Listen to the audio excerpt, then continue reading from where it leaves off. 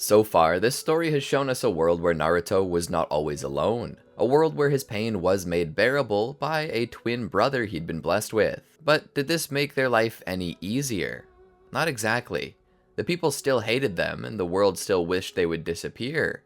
And without Itachi's need to defend Sasuke by killing his own clan, due to Sasuke's role being fulfilled by Menma, this means that there is an Uchiha uprising, in which Naruto and Menma are specifically targeted. It was via brotherly love that they got out of this one. If you're not aware by the name, this What If is the third part in a series, and if you haven't seen the last 2 episodes, it's highly advisable that you check them out, because the story won't make as much sense without it. So far, we've seen Naruto and Menma join with Sakura under the tutelage of their mentor, Kakashi. Kakashi being the shinobi who had watched over Naruto and Menma for all of their lives. Their own personal bodyguard that they never knew was there until they needed him. Getting their time out of the village, they come to realize just how cruel the shinobi world is. They return with heavy hearts, though these hearts are full of hope. But as they return to the village, they discover that the village now possesses some unusual visitors from other nations. What does this new event mean? How will it affect our heroes' lives? Let's see. But first, welcome to the Amagi. Before we begin, we publish a new video every day, so be sure to subscribe to our channel and ring the bell to get notified about our latest videos. We know that a lot of you get our videos recommended to you pretty often, and you might think that you're already subscribed. However, over 80% of our viewers aren't subscribed to the channel. It would make a big difference if just a few subscribed on this video, and it would help our channel a whole lot. Thank you. Naruto, Menma, and Sakura sat at a little restaurant. It wasn't Ichiraku ramen, which was an unusual thing for Naruto and Menma, but they decided to try something else under Sakura's urging. She believed that it wasn't healthy to live off of only ramen, and thought that they should try to expand their horizons a little. As they sat there at the table on the outside of the restaurant, they were served their food. Sushi, it seemed. Various forms of it, with even one variant being cooked fish. Each received a small dish of soy sauce and something to drink. All the place sold to drink was sake, and that wasn't a deal breaker, as they did keep non-alcoholic on tap just in case. The owner seemed to believe that such food went best with the taste of sake, so that's all he served. Naruto and Menma looked at it. They seemed skeptical. Sakura was startled. Wait, don't tell me you've never eaten sushi before. Naruto smiled nervously as Menma spoke. We've never been keen on eating meat that wasn't cooked. Always heard it would make you sick. Sakura shook her head. Unbelievable. You live so close to one of the best sushi restaurants in the village, perhaps in the entire land of fire, and you've never once eaten it? They shook their heads. She sighed with exasperation. You two are hopeless. They began to eat, and as they did so, Naruto and Menma were astounded with how good it tasted. Sakura smiled. See? If you never try new things, you'll never find awesome stuff like this. Gotta leave your track every once in a while and explore. They continued to eat. It was then that Kakashi walked up to them, having just finished a meeting with the Hokage. Oh, this looks delicious. May I sit down? Of course, Kakashi-sensei. Please, sit down and have a meal with us. Menma raised a finger to the waiter to ask for one more order. As the food was brought, Kakashi seemed pleased. I just got done telling Lord Third about our mission to the Land of Waves, he said, as he began to somehow eat without removing his mask. What did he say? Menma asked. Kakashi then continued. He said that he was very impressed by the strength and wisdom you showed on the battlefield, and believes you three may be candidates for the exams. Sakura looked up at Kakashi from the corner of her eye, both surprised and a tad skeptical. Wait, for real? What are the exams? Naruto asked. Sakura looked back. You don't know? Menma mirrored her surprise. You don't know?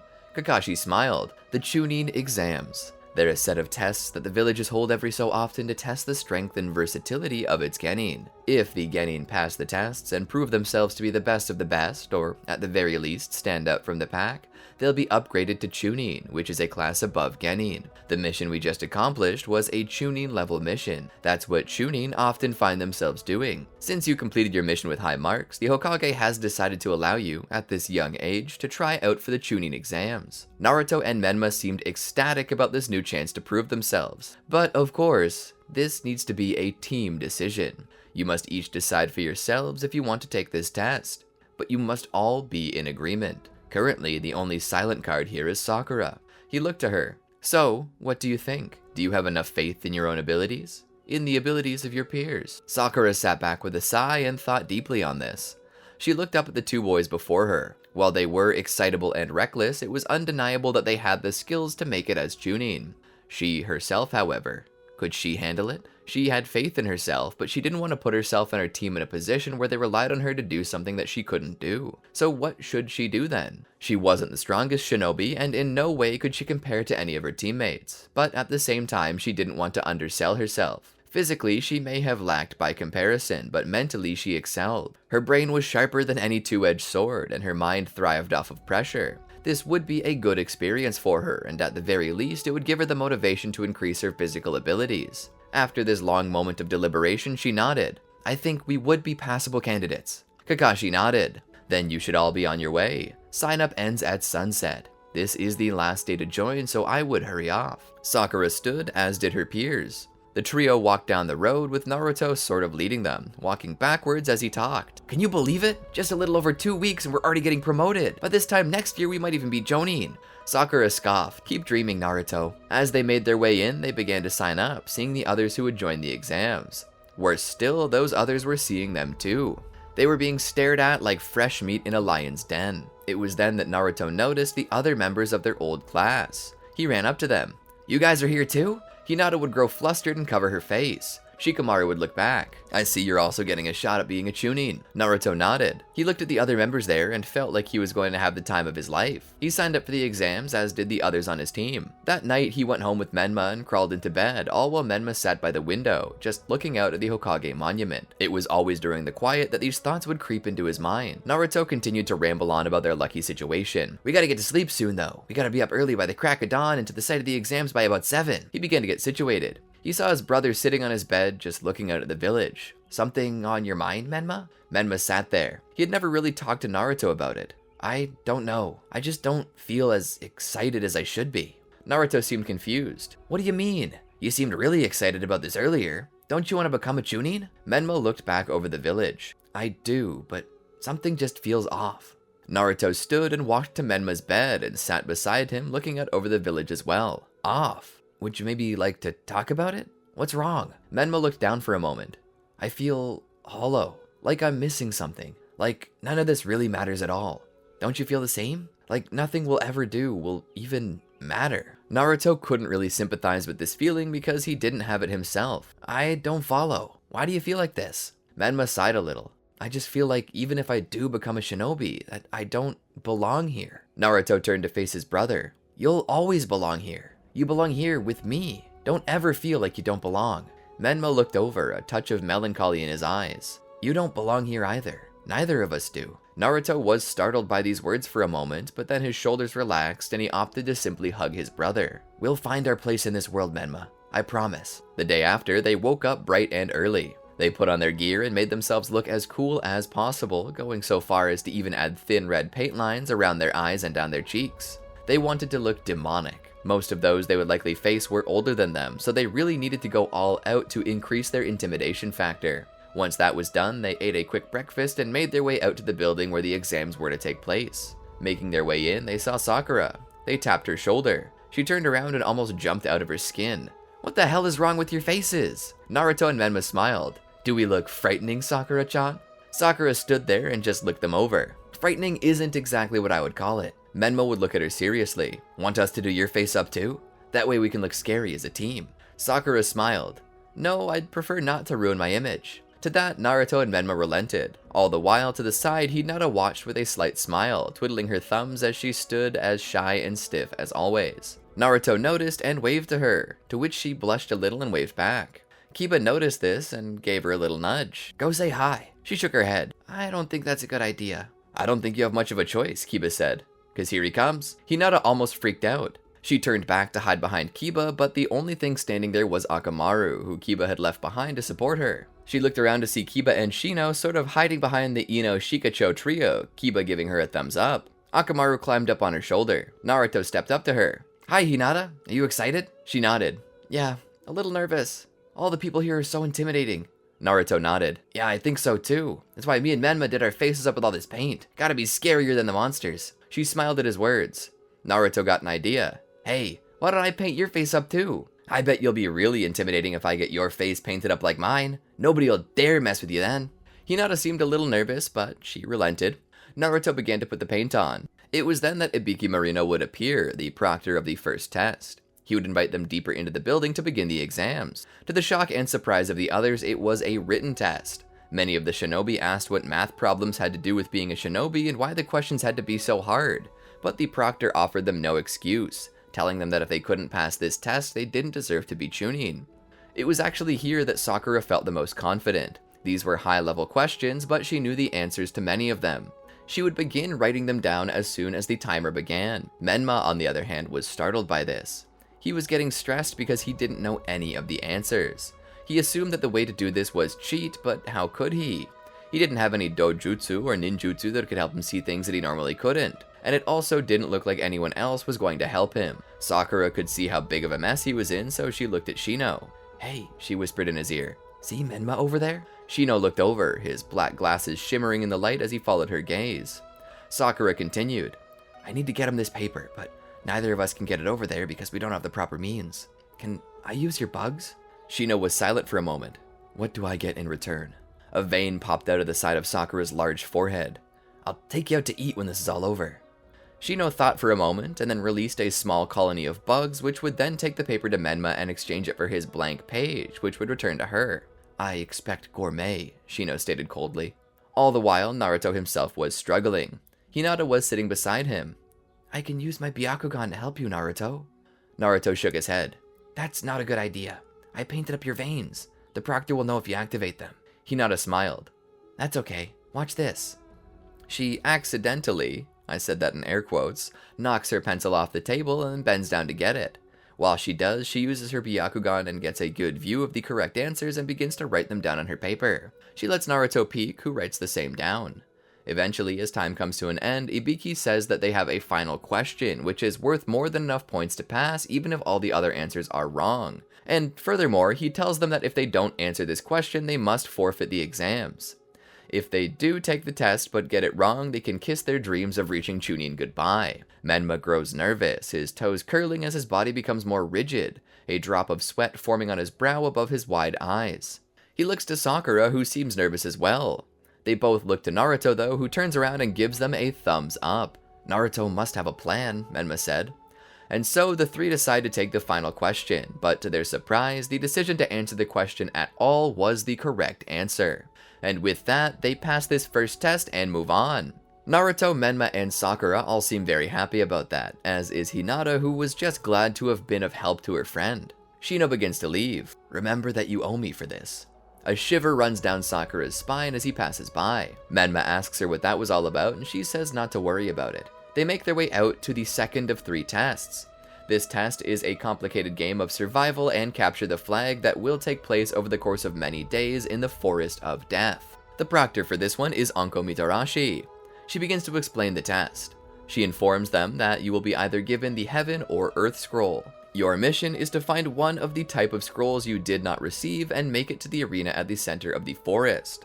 At no time are you permitted to open your scroll. She also lets them know that this is dangerous, that there will be fighting, and that, while they're not planning to let anyone die, there is a distinct possibility that death or irreparable bodily harm may occur. So she presents each of the genin with a waiver to sign. Upon signing it, they may begin the test. As soon as they enter the forest, though, Naruto looks up at them. "You guys are gonna hate me." They look at him with curiosity. Naruto looks down. "I gotta use the bathroom." There's a shared sigh between Menma and Sakura. "Just hurry up. The longer we stay in one place, the more danger we'll be in." Naruto nods and then disappears into the forest. They wait there for a moment before the form of Naruto emerges from the brush. "Alright, I'm finished. Let's go." Together, Team 7 jumps into the trees and begins to make their way deeper into the woods. Menma stops and they all look around. "We gotta find an Earth Scroll." Naruto keeps his eye on the Heaven Scroll attached to Menma's belt. "Maybe I should hold the Heaven Scroll for a while. I can use my skills to focus on defending the scroll while you guys go on the offense." Menma looks back. "Good idea." Sakura nods. Uncharacteristically insightful. Naruto scratches the back of his head nervously. "Well, you know what they say. A broken clock is right twice a day."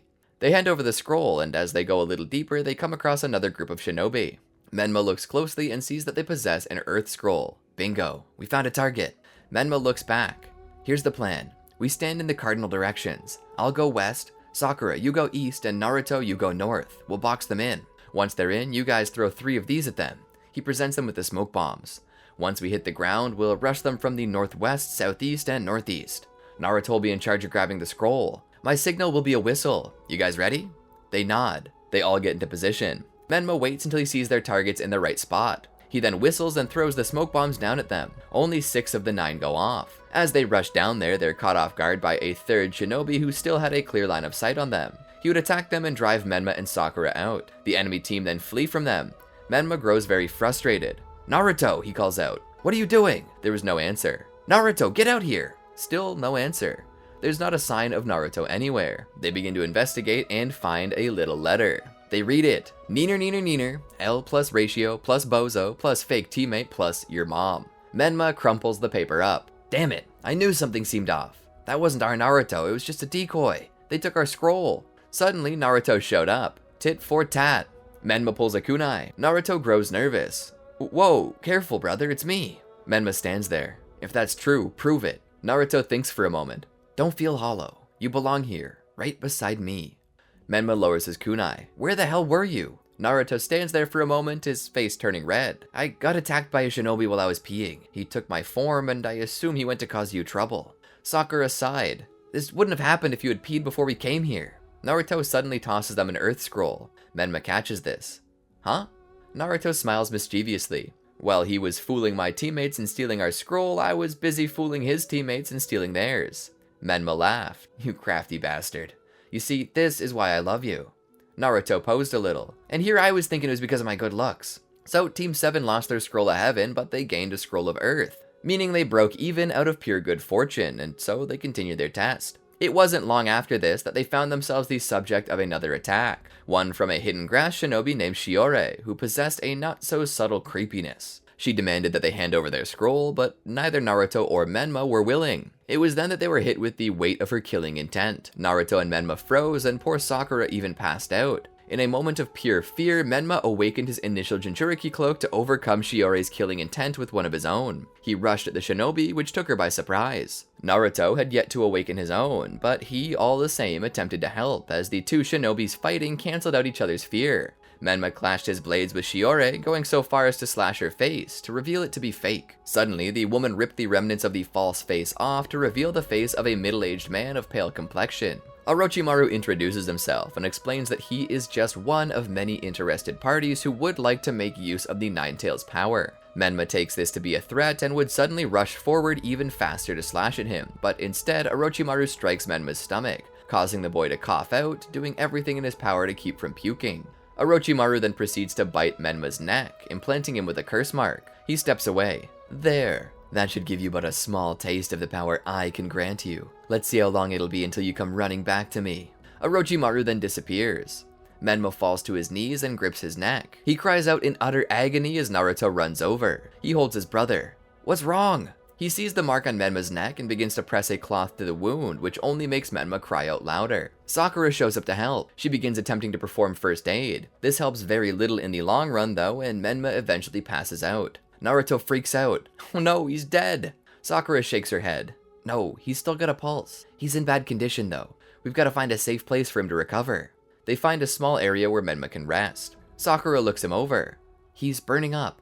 We need something to cool him off with. We need water. She pulls out a scroll and summons a bowl and a cloth. Naruto, can you go fill this with water? Naruto picks up the bowl and rushes off to the forest where he finds a river of cool, fresh water. He begins to gather some. He stops when he hears a sound nearby. He looks about and sees nothing. He's got no time to waste, so he carefully rushes off with the water and brings it back to Sakura. She begins to take the rag and cool it down with water before dabbing it on Menma's head.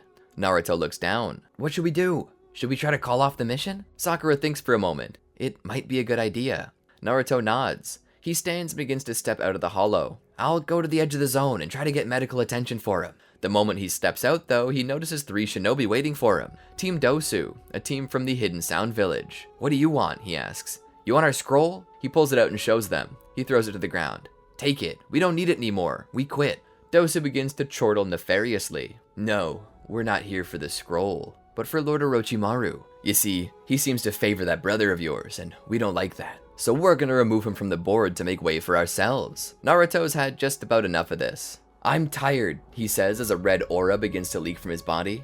I'm tired of people always targeting me and my brother, just because we're vessels of the Nine Tails. If you want this power, then come and get it. Naruto begins to fight against this group, and while his power is leagues above each individual member, their overall skill and teamwork is capable of driving him back. Naruto is growing winded, but that's when Team 8 appears. Kiba starts with his Fang over Fang technique, catching Team Dosu by surprise. Shino, from a distance, begins to use his bugs to attack them. It's then that Hinata comes in with her gentle fist technique, smashing the ground with her hands, screaming like a maniac. The look on her face actually catch most of Team Dosu off guard and push them back for a moment, but they slowly recover and begin to attack again. It's suddenly that Menma wakes up, a massive magenta aura flying towards the heavens as he activates his curse mark on top of his Jinchuriki cloak. He comes out like a madman, as terrifying as a demon, half of his body covered in black markings and his eyes resembling that of a fox. In pure battle rage, Menma drives off the enemy, but it doesn't stop there. He turns back and begins to attack Team 8. Naruto gets between him and them. He bounces back and rushes over and puts a knee into the side of Menma's head. When Menma hits the ground, Naruto lifts him by the collar. "Menma! Menma, calm down!" He shakes him. Menma pushes him off and stands, ready to attack Naruto. As he rushes forward to strike at his brother, Sakura suddenly rushes between them. Menma sees this and instinctively comes straight to a stop, only hitting Sakura's open arms as she hugs him. "Calm down, Menma. You're safe now. You're safe." Menma stands there and suddenly his form deactivates as he falls into her arms. Sakura kneels down holding him. Naruto walks over and kneels down as well. "Is he okay?" Sakura nods. "He doesn't seem to have a fever anymore." Naruto looks to her.